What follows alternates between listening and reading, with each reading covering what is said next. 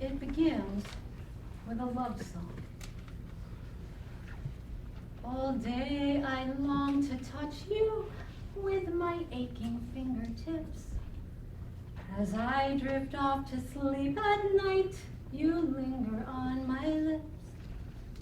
My dreams are filled with visions, but it's only you I see. And in the morning when I wake, I feel you still in me. I call to you, and you show up, no questions asked. It's just us two. The whole world fades away. I take you in, and you become a part of me. Inside my skin, you're growing every day. I'm 27 years old, and I'm sitting with my mother in her therapist's office, and the therapist is looking at me seemingly confused. Well, we've all had some conflicts and disagreements with our mothers. It's a natural part of growing up, and we move on. Why do you still hold so much resentment toward your mother? How can you be so angry? It occurs to me that my mother never happened to mention to her therapist all the years of insanity, the daily wars, the ever-escalating hatred, the mental, physical, emotional, and spiritual violation. She didn't mention it because she didn't remember it happening. Somehow, she wasn't there. I'm 16, and I'm telling my father that lately my mother's been screaming, shoving, and kicking, and throwing things at me. Yeah, right. That's the funniest thing I ever heard. Your mother, the woman who spends her life taking you from doctor to doctor to doctor to try and find anyone who can fix your problem, as if she would do anything to hurt you. How could he know? He wasn't there. I'm 30-something, and having recently finished dinner, my feet are moving across the floor, carrying my body into the kitchen. My right hand reaches out, opens the refrigerator door, as my left hand reaches in, takes out the soy milk, pour 6 ounces, put back the container, go to the pantry, get out the cereal, the nuts, the instant soup, go to the stove and boil the water while I eat 1 cup of cereal and 6 nuts and a half an ounce of raisins. Open the refrigerator, take out a sweet potato, put it in the microwave, pour the boiling water into the soup, go to the pantry, get out 15 rice crackers and add them into the soup. While at the pantry, open a bag of chips and eat a dozen. Eat the soup with the crackers, take the sweet potato out of the microwave, get out 1 tablespoon of reduced fat butter, 2 tablespoons of seeds, 6 more nuts, another half an ounce of raisins, add them into the sweet potato and eat it. Get out an apple and a pear, eat them, eat a banana, take out a frozen dinner and put it in the microwave. While it's cooking, heat up 1 can of V8, adding in an ounce of goat cheese, another 15 rice crackers, eat it. Take the cooked dinner out of the microwave and eat it. Get out the natural unbuttered microwave popcorn, make it and eat the entire bag. Get out 3 naturally sweetened chocolate balls, eat them, eat another 3, and another 3. Eat a Luna bar, eat an Atkins meal replacement bar, eat another Luna bar, eat another Atkins bar, eat 3 rice cakes. Open the refrigerator, start opening jars of dressing, dipping in my finger, and then using a carrot to get more out. Get into the car, go to the store, buy wheat-free, sugar-free cookies, sugar-free yogurt, soy chips, nuts. While going from the store to the car, start eating the chips, and the car start eating the nuts. At home, eat the entire bag of cookies and 2 containers of yogurt and 2 bags of chips. Open the freezer and take out a hot dog and put it in the microwave. While it's cooking, start drinking the soy milk straight out of the container. Okay. I don't want to stop and reflect on this anymore. And I certainly don't want to stand here in front of all of you and show you details that I can't even stand to show myself. I hate these details. And the truth is, I'm just making up a random list of foods. There could have been hundreds of other options. I don't remember. I wasn't there.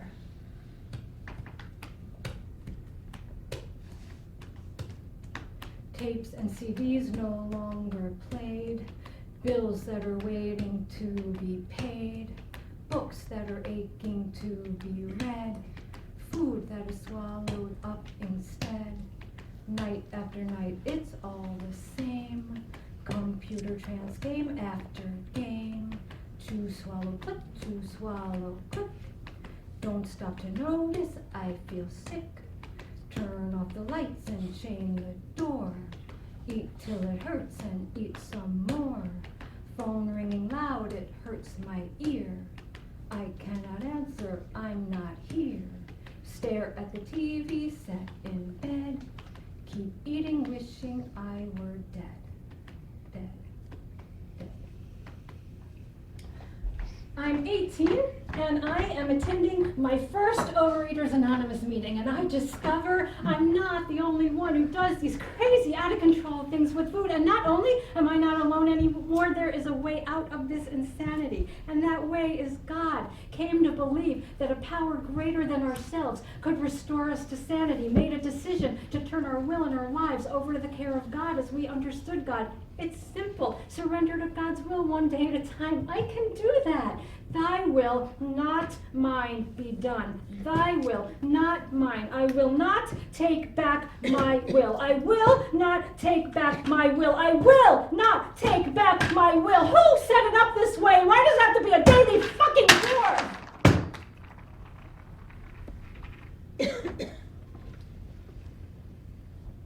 I'm 35.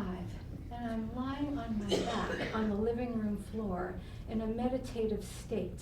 And all of a sudden, I feel waves of energy entering my body through my root at the base of my spine. And I'm breathing and moving with the energy as it rises to my belly, my solar plexus, my heart, my throat. And my body is trembling and shaking, and I'm weeping, and sounds are being released through my voice. And somehow, I understand that God is making love to me and through me and with me. And through it all, I'm hearing, yes, Judy, I'm here with you. And I know I am God's precious beloved.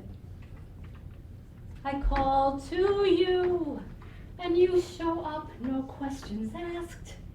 It's just us two. The whole world fades away. I take you in, and you become a part of me. Inside my skin, you're growing every day. I'm 9 years old, and I've been on a diet because I wanted to be skinny. Like Amy Spielman, she's really skinny, she's really popular. And I'm really not. But my mother thinks there's something wrong with me. And so she's been taking me to doctors, and now I'm in the hospital. Just been given my diagnosis. It's something pretty new. Nobody knows very much about it yet. It's called anorexia nervosa. It's got this big name, but I understand it's not a real sickness. My roommate is an older girl. She's very, very sick. She can't keep any food down. She gets her diagnosis. Stomach cancer. Her mother sits with her at her bedside and stares at me. I hear the message. My daughter would give anything to be well. How dare you choose to put yourself and your family through this? Shame. Shame. Shame. I'm 14. I'm in another hospital. Our Rabbi Michael's, a man I perceive to have some special personal link to God, comes to visit. He turns to my mother. She's too comfortable here. I hear the message, she doesn't deserve to be comforted, she deserves to be punished and to suffer. I'm 15 and I'm in another hospital. They have a behavior modification program here. On any given day in which I don't gain the required amount of weight, I am forced to sit in my bed, lights out, curtains drawn, no phone, no radio, no TV, no company, no reading, no visitors. The next step of punishment for my body's failure to gain weight on demand, a nasogastric tube placed down my throat into my stomach against my will. Arms being held back by men in white coats. My father comes to visit that evening and says, "Up your nose with a rubber hose." The pain is so severe that I can't swallow and can barely speak or move my facial muscles. My behavior is successfully modified.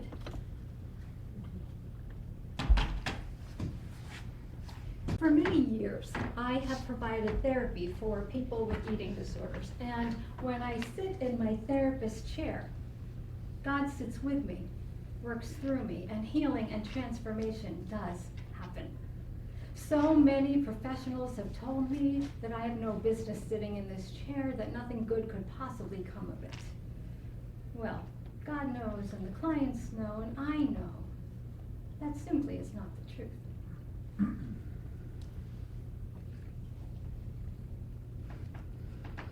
It ends with a haiku.